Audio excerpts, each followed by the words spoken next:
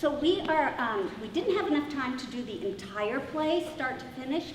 So we're starting from where Roy and Elizabeth graduate from high school. And they went to Ketchikan, K-High, and they were both really good students. And after graduation, a relationship blossomed. And they decided that they wanted to be teachers. And they left Alaska. They were living in Klawock at the time. After they were living in Ketchikan, and they went to Bellingham and enrolled in the Bellingham Normal School, as it was called, Western Washington University today. But they didn't have much money, and it was 1931, the beginning of the Great Depression, and there were no loans available. So they decided their love would have to wait. Their education would have to wait, but their love would not. And they were married in Bellingham. And we are going to begin with that part. After graduation, Elizabeth marries her childhood friend Roy Peratrovich, and they start a family. They want their children to be proud of their Tlingit heritage. Soon Roy joins the Alaska Native Brotherhood, a group begun by Elizabeth's father, Andrew Wanamaker, and other Alaska Natives to fight racism. Elizabeth joins the Alaska Native Sisterhood. They work together to protect their children and advance the rights of their people.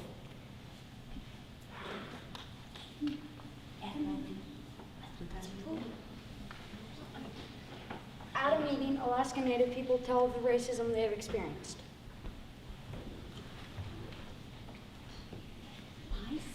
My son enlisted into the Army but wasn't able to vote because he was uncivilized. We live in a real house with electricity and running water, and yes, we use toilet paper. I wasn't allowed in the beauty shop just because I'm married to a Tlingit person. They told me we don't cater to Indians. I can't even get a cup of coffee because I'm Tlingit. Can you believe it? The white people's laws don't protect our people. But can the laws be changed? Elizabeth and Roy take their family and move to Juneau, the capital of the territory of Alaska, where the laws are made. Maybe there they could make a difference for other people. But when they got to Juneau, they are not welcome!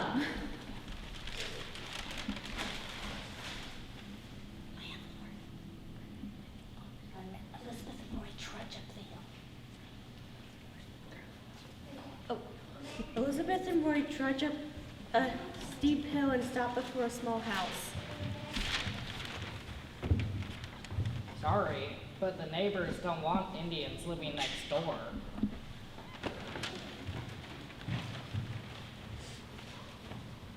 Finally, they do find a home. Elizabeth gets Roy Jr. ready to go to the nearby public school.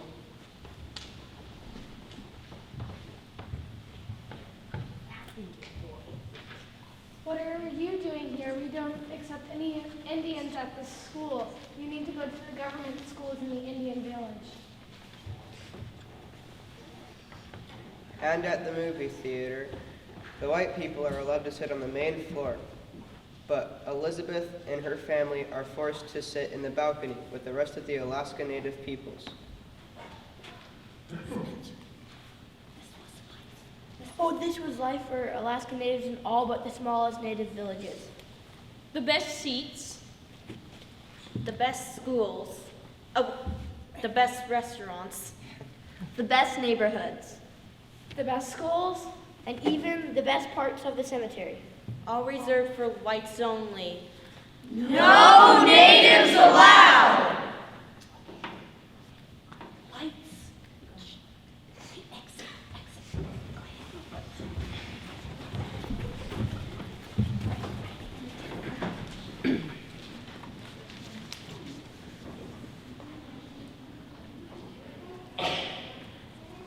Okay, we're skipping ahead just a little bit, but obviously things were not good in Juneau, and Elizabeth knew how to stand her ground. She made an appointment with the superintendent of schools.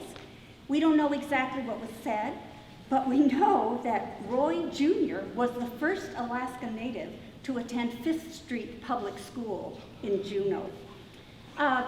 They also sent letters to the new territorial governor, Ernest Greening, asking him family to try to get rid of the terrible signs around town. Ernest Greening actually set up a meeting, and he and Elizabeth met, and they talked about it. He was very sympathetic. He was unable to remove the signs, but he encouraged her to fly around the state and try and encourage her people to support an anti-discrimination bill. Well, Elizabeth was very happy to do that, but she had no money, and so she found an answer to her problem down on the wharf in Juneau. Shel Simmons, the owner of Alaska Coastal Airlines. She talked to him, and he was very sympathetic, and he said, whenever I have an empty seat, you're welcome to fly with me. So Elizabeth took little Lori, who was only 4 then, she had 3 children then, and the 2 older boys actually had to go to an orphanage outside of Juneau for the summer and into the fall. And Roy Jr. told me that he remembers that experience, and he was pretty scared, but Minnie Field, the owner, was so kind, she soon won him over. Plus, he and his little brother knew that they were doing something important to help their parents. So all summer and into the fall, Elizabeth and little Lori flew around in the Grumman Goose, sometimes even above the Arctic Circle, encouraging people to support an anti-discrimination bill.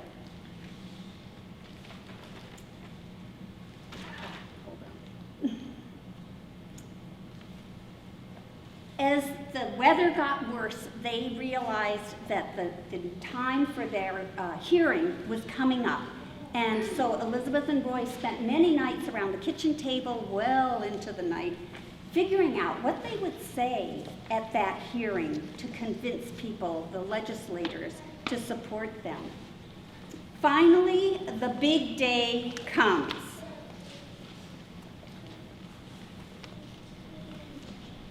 On February 5th, 1945,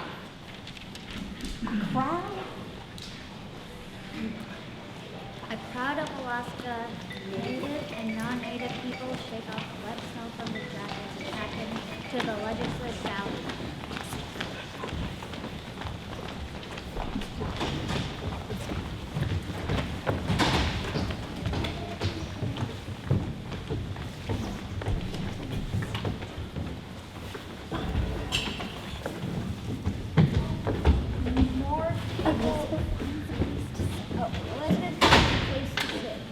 More people pour in.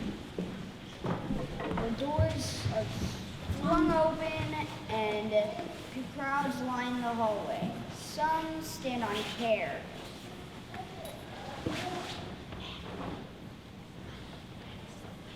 One legislator after another speaks. The words grow harsher. It's the mixed breed who is not accepted by either race that causes the trouble. Who are these people, barely out of savagery, who want to associate with us whites? With 5,000 years of recorded civilization. As is the custom at the end of the debate, the President of the Senate speaks. Would anyone else like to speak? Please let it be known.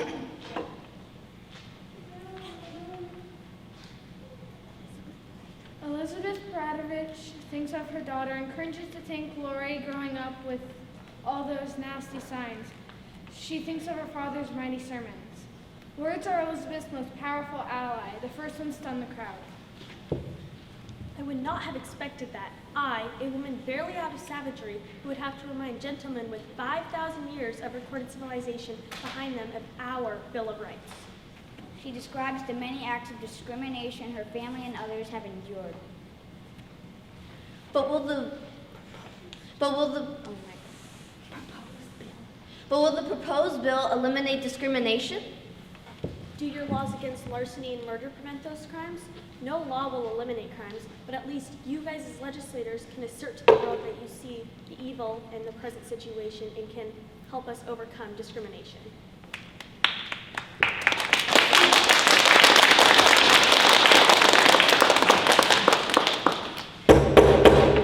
All those in favor of House Bill 14, Chapter 2, the Anti-Discrimination Act, say aye. Aye. Aye. Aye.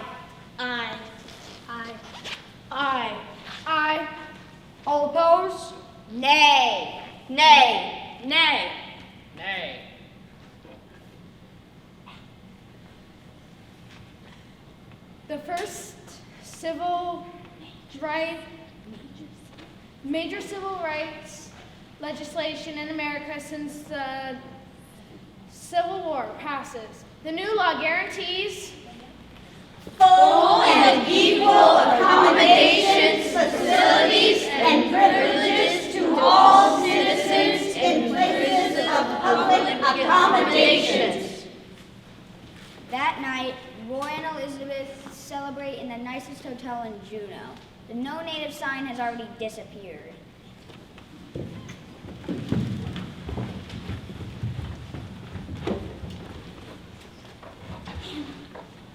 Little by little, the remaining signs come down.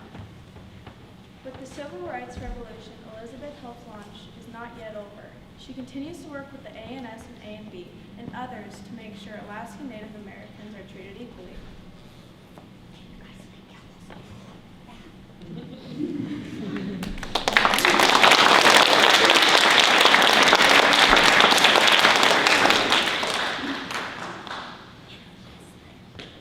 In her last letter to her son, Roy Jr., only a dozen years after the Senate hearing, she writes, "We realize the anti-discrimination bill's passage will not eliminate racial discrimination, but we are satisfied that by the passing of this bill, this will be a step in the right direction."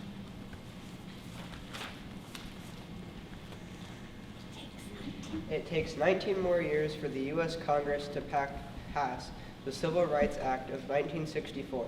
The act guarantees equality for all people regardless of race or nationality.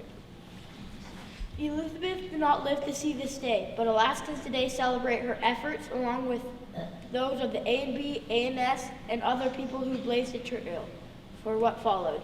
In 1988, Steve Cooper made a proclamation. I hereby proclaim February 16th, the day in 1945, when Alaska's anti-discrimination bill was signed into law, Elizabeth Peratrovich Day, to honor her courageous, unceasing efforts to eliminate discrimination and bring about equal rights in Alaska. Just like the fireworks Elizabeth was born under, her words flash and echo throughout her Tlingit Annie. A bright light of hope for all.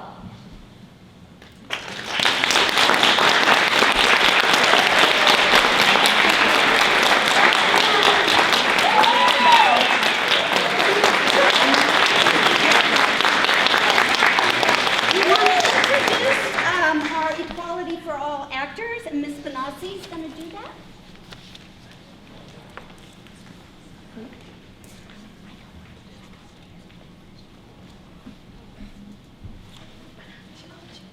Ms. Benassi? I'm sorry, yes, I'm here. You're introducing everyone. Hi, I'm Natalie. Oh, I have to introduce everybody. I'm sorry. Oh gosh. We have Caden Gainey, who was Cooper? Ed Coffey. I'm just going to tell you the names. We have Caden Gainey. Natalie, can you come down here so that they can do their own little vows? Because I really like their vows. Tina, you gotta do it. Okay. Now I know what I'm doing. Caden Gainey. Brody Farron. Wrong person. I'm sorry, Wade. I don't know, maybe someday. It's not that I don't truly love you. My brain is like oatmeal this week. I'm sorry. Wade Lloyd. Talia Hauser. Spencer Baumgartner. Allie Lloyd. Bob Madison Fisher. Yes. Yoa George. Ezra Nash. Noah Nash. Sarah, I'm sorry, I don't know the last name. Say it loud. Hokie Anabar. Sarah Tokianabog. Natalie Grant. Ben Gann. Kyla George. Arthur Jim. Hannah Jameson. Riley Jones. And Tim Smith.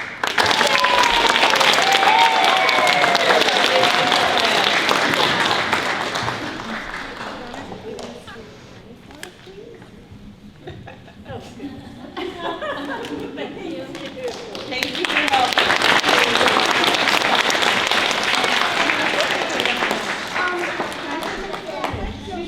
Before we leave, I wanted to say something. Deb, Kemp, please step forward. I just want to say thank you from the bottom of my heart to Annie for coming and helping us with this, for Deb for coming up with a great idea, for the staff and parents for helping and supporting us, and the staff for allowing us to interrupt their class on the daily, and to this fabulous group of kids. We have gone through this script maybe 7 times, maybe more. We lost count. Changing it, finding time to work on the play was very difficult. We're a K-12 school, and finding the space was so incredibly difficult just to practice. But we have practiced in my tiny room. We've practiced on this tiny stage. We've practiced everywhere, and I'm sure that they practice at home, you can tell. I am so incredibly proud of this work. You guys did a fabulous job with all the changes. People bowing out or going on a trip, so they had to take on multiple roles, and they did amazing. So I want to thank you all for your awesome work. I'm excited for the next one.